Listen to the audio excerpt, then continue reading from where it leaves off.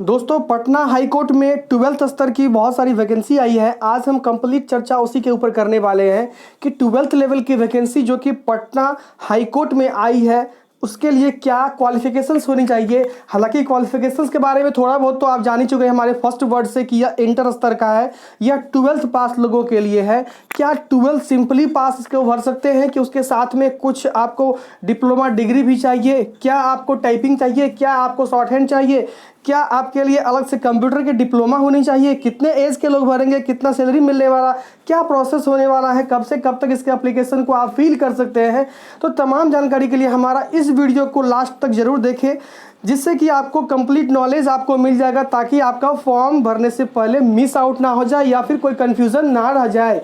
देखिए सबसे आपके स्क्रीन के ऊपर सबसे पहले क्या लिखा हुआ है, high court of judicature at Patna. जी हाँ दोस्तों, high court of judicature at Patna, उसका वेबसाइट यहाँ पर दिया गया है। वेबसाइट में आपको पढ़ के भी सुना देता हूँ। देखिए यहाँ पर स्पष्ट रूप से ग्रीन कलर में लिखा हुआ है www.patnahighcourt.gov.in। जी हाँ दोस्तों, आप इसी वेबसाइट के ऊपर जाके अपना एप्लीकेशन फॉर्म करेंगे या फिर इस तरह के नोटिफिकेशन जो जिसका कि आपको एक्सप्लेनेशन आज हम कर रहे हैं, आपको वीडियो में दिखा रही है नोटिफिकेशन, इस वेबसाइट पर से जा करके आपको वहां से डाउनलोड करके भी समझ सकते हैं।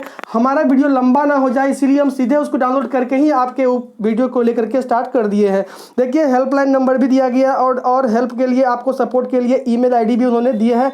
यदि आपको कुछ दिक्कतें आती है तो ईमेल और कॉल करके आप हेल्प ले सकते हैं, जानकारी ले सकते हैं। आज आगे बढ़ते हैं और समझते हैं कौन सा पद है ये 12th लेवल, क्योंकि 12th लेवल की तो बहुत सारी पद आती है। आज उसके बारे में बात हम कर लेते हैं। देखिए स्पष्ट रूप से आपको दिखा दे इस बड़ी लाइन के हिसाब से, देखिए क्या लिखा हुआ, स्टेनोग्राफर रिक्रूटमेंट एग्जामिनेशन 2020। जी हाँ दोस्तों, ये बड़ी बात है कि यहाँ पर कौन सा पद है, स्टेनोग्राफर का पद है। जी हाँ दोस्तों, आपके लिए यह स्पष्ट हो गया कि ये स्टेनोग्राफर का पद है, स्टेनोग्राफर पद के लिए बहाली है। जी हाँ दोस्तों, ये तो बड़ी बात है। उसके अलावा देखिए यहाँ पर एडवर्टीजमेंट नंबर दिखा गया है और 8 मार्च को ये जारी किया गया है, तो 8 मार्च 2022 डेट यहाँ पे लिखा गया है। तो आप तो ये जान लिए कि एडवर्टीजमेंट किस चीज़ की है, तो ये 12th लेवल की बहाली तो जरूर है, लेकिन स्टेनोग्राफर की है। स्टेनोग्राफर 12th लेवल से ही होता है। तो आपको उसमें क्या क्या और भी चाहिए, आगे बढ़ के और भी आपको हम बता देंगे, ताकि आपको कोई कन्फ्यूजन ना रहे। बिल्कुल आप भर सकते हैं 12th पास, यदि आप स्टूडेंट है तो कोई समस्या नहीं आएगी। देखिए इंपॉर्टेंट डेट की हम लोग बात कर लेते हैं कि ये इसके एप्लीकेशन कब स्टार्ट और कब एंड होने वाला है। तो आप 8 मार्च से स्टार्ट करके 29 मार्च के बीच इसके एप्लीकेशन को आप फिल कर सकते हैं।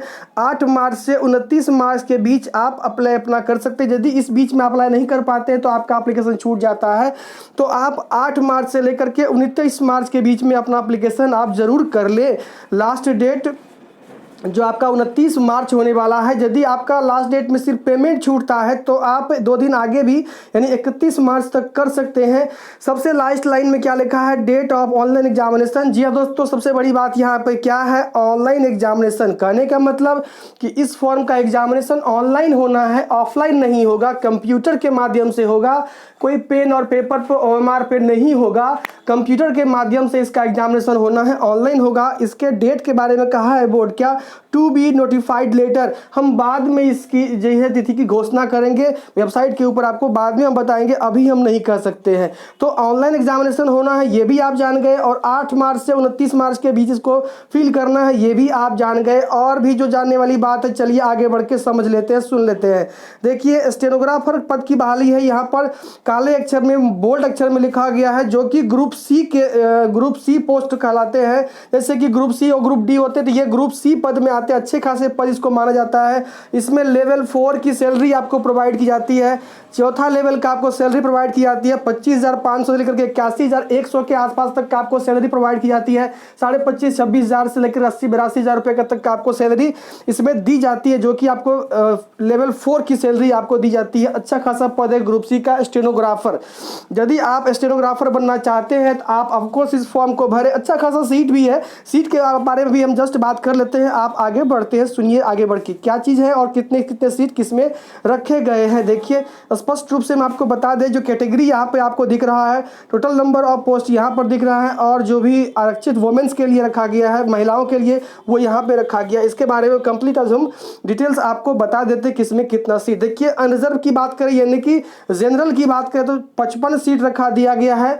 जनरल के लिए 55 सीट है जिसमें कि 18 महिला है, और एससी की बात करें 21 सीट जिसमें कि 8 महिला है। एसटी की बात करें 2 पोस्ट मात्र है और महिला के लिए कुछ भी नहीं है। और ईबीसी के लिए 23 पद है, महिलाओं के लिए 9 पद है। 15 जो पद है बीसी के लिए है, 5 इसमें महिला के लिए है, और 13 पद आपको ईडब्ल्यूएस के लिए, 4 पद इसमें महिला के लिए। कुल मिला के 129 पद है, उसमें 44 महिला का दिया गया है। तो 129 पद के लिए यह वैकेंसी है। कंप्लीट इसमें लिखा गया है डिटेल्स, जो कि 129 पद की वैकेंसी है। देखिए इसमें स्पष्ट रूप से लिखा है जिसमें कि 44 महिला है, और नीचे में स्पष्ट रूप से लिखा गया out of total 129 post 5 post shall be horizontally reserved for the orthopaedically handicapped OH candidates in their respective category. यानी कि अपने अपने कैटेगरी में 5 पद जो है 129 में से ऑर्थोपेडिकली को यानी कि दिव्यांग को, विकलांग को, हैंडीकैप को दिया गया है।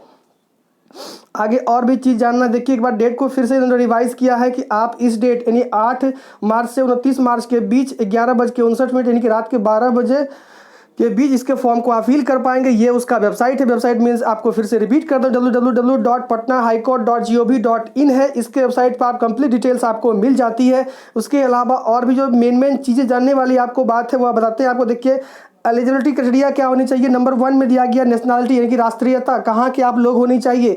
तो और नंबर 1 में क्या लिखा हुआ, अ सिटीजन ऑफ इंडिया। और में मतलब ये सब सभी जिलों, सभी स्टेट, सभी जो राज्य, सभी जो देश हैं आते हैं वो भी कर सकते हैं। जैसे कि इंडिया के अलावा जो यहाँ पाकिस्तान, बर्मा, श्रीलंका, थाईलैंड वगैरह के लोग भी इसके फॉर्म को भर सकते हैं। तो वो बात तो छोड़िए बातों को, आपको यदि इंडियन लोग हैं तो इंडिया के सभी स्टेट के लोग फील कर सकते हैं। जैसे कि आपको मालूम होगा कि भैया ये बिहार स्टेट के फॉर्म है हाईकोर्ट का, तो क्या कहीं कहीं बिहार का तो नहीं सिर्फ फॉर्म भरेंगे, नहीं ओनली बिहार का नहीं, पूरा जो भी सभी स्टेट है इंडिया के सभी के फॉर्म फिल कर सकते हैं, कोई समस्या नहीं। ऐसा नहीं कि सिर्फ बिहार के ही बंदा इसको भरेंगे, ऐसा नहीं है। उसके अलावा यहाँ पर मैरिटल स्टेटस की भी बात सख्ती से की गई है। A male candidate who has more than 1 wife alive और a female candidate who has married 1 person already have a wife live shall not be eligible for the requirement. कहते हैं कि मतलब यदि आप मेल पर्सन सुन रहे हैं, आप अपना फॉर्म भरेंगे तो आपके पास 2-2 बीवी, 2-2 वाइफ आपकी जीवित ना हो, और यदि आप फीमेल पर्सन सुन रहे हैं तो आपके पास 2-2 जो हस्बैंड है, एक हस्बैंड पहले से आपके पास लाइव यानी कि जिंदा ना हो। यानी कहने मतलब डबल डांस नहीं चलने वाला, सिंगल यदि है आपके पास तो ही कर सकता है। फिटनेस की बात करें तो फिटनेस बिल्कुल वेल आपका होना चाहिए, नहीं तो आपको डीक्यू जो है पोस्ट पर अप्लाई आपको करना होगा। एज लिमिट की बात हम लोग कर लेते हैं। देखिए एज लिमिटेशन में कितना कितना क्या है, तो एज की बात यहाँ पर रखी गई है 5 नंबर में। आपको 1 जनवरी 2022 को मिनिमम 18 वर्ष आपको हो जाना है।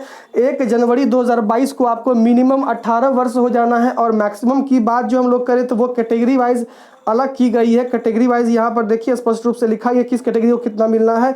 तो अनरिजर्व और ईडब्ल्यूएस के जो मेल पर्सन है उसको 37 वर्ष तक के एज के भर सकते हैं मैक्सिमम, और यदि वही अनरिजर्व और ईडब्ल्यूएस के फीमेल की बात करें तो 3 वर्ष का छूट यानी कि 40 वर्ष तक के लोग भर सकते हैं। बीसी और ईबीसी के जो मेल फीमेल दोनों के लिए 40 वर्ष का समय रखा गया। एससी एसटी के मेल फीमेल के लिए 42 वर्ष रखा गया है।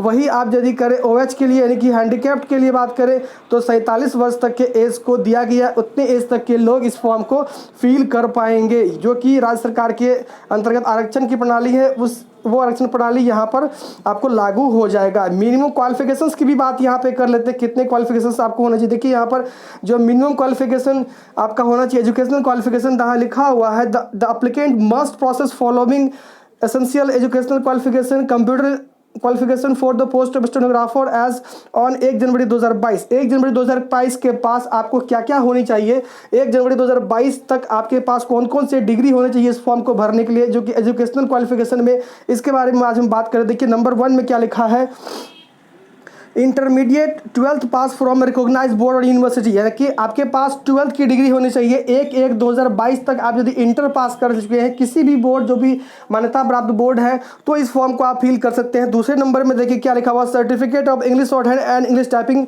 का सर्टिफिकेट आपके पास होना चाहिए किसी भी इंस्टीट्यूट से। इंग्लिश टाइपिंग का सर्टिफिकेट और शॉर्ट हैंड टाइपिंग का सर्टिफिकेट यदि आपके पास है तो फिल कर सकते हैं। नंबर 3 की बात करें, diploma certificate of at least 6 month course in computer application from recognise university या रिकॉग्नाइज इंस्टीट्यूशन से। नहीं करेंगे मतलब कि यदि आपके पास 6 महीना या फिर उससे ज़्यादा का डिप्लोमा का कोर्स कंप्यूटर में है तो इसको फॉर्म को आप फिल कर सकते हैं। यदि आपके पास कंप्यूटर डिप्लोमा नहीं है तो आप इस फॉर्म को नहीं भर पाएंगे। और उसके बाद 4 नंबर में क्या लिखा हुआ है, मिनिमम स्पीड ऑफ 80 वर्ड पर minute in English short hand, यानी आपको 80 वर्ड पर मिनट का इंग्लिश शॉर्ट हैंड में आपको स्पीड होना चाहिए, ज्ञान होना चाहिए। और 5वां नंबर जो लास्ट है, मिनिमम स्पीड और 40 वर्ड पर मिनट इन इंग्लिश टाइपिंग, अंग्रेजी टाइपिंग में आपको 40 वर्ड पर मिनट का आपका स्पीड होना चाहिए सर्टिफिकेट के साथ। तो इस फॉर्म को आप एलिजिबल है, इस फॉर्म को आप फिल कर सकते हैं।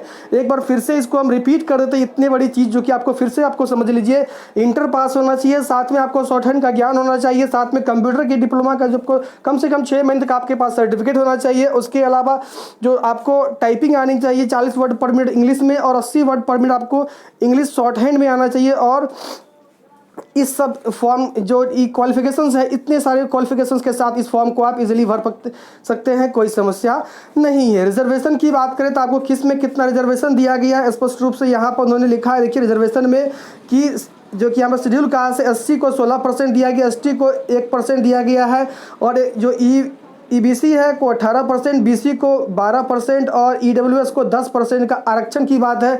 जनरल को तो कोई आरक्षण होता नहीं है। वुमेन की बात करें और यदि हम लोग DQ की बात करें तो वुमेन के लिए 35% और 4% आपको OH यानी कि ऑर्थोपेडिक जो हैंडीकैप्ड है उसके लिए यहाँ पर आरक्षण की व्यवस्था करी गई है। इसके अलावा और भी जो आपको जानने वाली बात है, मोड ऑफ सिलेक्शन की बात कर लेते हैं हम लोग। देखिए मोड ऑफ सिलेक्शन में आपको यहाँ पर एग्जामिनेशन है, रिटन एग्जामिनेशन आपको है, MCQs है यानी कि मल्टीपल चॉइस क्वेश्चन है, आपको 4 क्वेश्चन में से एक सही करना होगा जो कि आपको कंप्यूटर बेस्ड होना है। उसके बाद आपको टाइपिंग का टेस्ट होना है और शॉर्ट हैंड का टेस्ट होना है। उसके बाद इंटरव्यू की व्यवस्था इसमें करी गई है। जी हाँ दोस्तों, यहाँ पर देखिए इंटरव्यू की भी व्यवस्था इसमें करी गई है।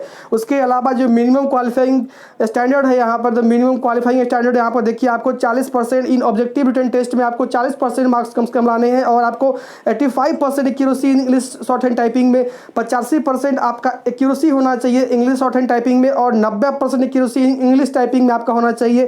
30% इन इंटरव्यू यानी कि 30% आपको मार्क्स इंटरव्यू में कंप्लीट आने चाहिए, तब जाकर के इस वैकेंसी को आप क्लियर करेंगे और आपकी जॉब लगने वाली है। सिलेबस की भी बात करें इसमें तो syllabus and scheme of examination जो है आपको इंग्लिश है, बेसिक कंप्यूटर है। देखिए स्पष्ट रूप से लिखा हुआ, बड़े लंबे समय तो इसमें हम लेंगे नहीं। सिलेबस के लिए हमारा नेक्स्ट वीडियो आप देख लीजिए। इंग्लिश लैंग्वेज एंड ग्रामर में आपको 30 मार्क्स के आते हैं बेसिक कंप्यूटर, और इसमें आपको जो आते हैं कंप्यूटर साइंस में आपको 20 मार्क्स के इसमें आते हैं। उसके अलावा एग्जामिनेशन फ़ी वगैरह की हम लोग बात कर लेते हैं। फ़ी तो अच्छा खासा इसमें लिया जा रहा है। देखिए अनरिजर्व EBC BC और EWS कैंडिडेट के लिए आपको 1000 का यानी कि 1000 का फी लिया जा रहा है। SC ST और विकलांग के लिए यहाँ पर 500 रुपये का पेमेंट लिया जा रहा है। जब दोस्तों देखिए स्पष्ट रूप से लिखा हुआ है, जो unreserve BC EBC EWS candidate के लिए 1000 और SC ST OH यानी कि ऑर्थोपेडिक हैंडीकैप जो विकलांग है उसके लिए 500 रुपये का ही इसमें फ़ी रखा गया है। और फ़ी की जो बात करें वो आप किसी भी मोड से कर सकते हैं, जो कि debit card, credit card, phone पे, गूगल पे, नेट बैंकिंग किसी के माध्यम से भी आप कर सकते हैं। एग्जामिनेशन सेंटर की बात यहाँ पर करें, सिटी जो यहाँ पर दिया गया वो आपका पटना है, मुजफ्फरपुर और पूर्णिया 3 जगहों पर दिया गया। इन तीनों जगहों पर आप ले सकते हैं। उसके बाद प्रोसीड्योर फॉर अपार्टमेंट जो है, इस चीज़ों को आप देख ले, बड़ी चीज़ है नहीं ये चीज़, पहले एग्जामिनेशन तो आप क्लियर कर लो, सब कुछ आपके समझ में आ जाने वाली बात है।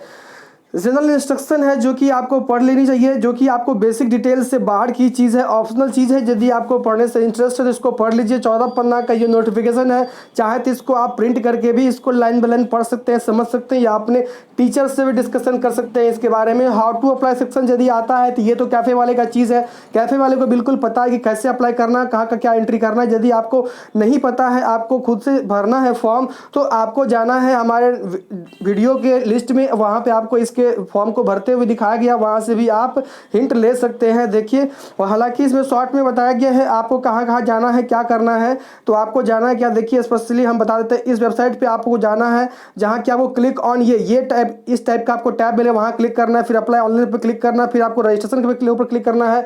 आपको ईमेल पे आईडी और पासवर्ड मिल जाएगा, उससे आप लॉगिन करके अपना एप्लीकेशन फॉर्म को फिल कर सकते हैं और कंप्लीट कर सकते हैं। इसमें फोटो और साइन की भी बात करी गई है, जो कि आपको बिल्कुल न्यूली होना चाहिए।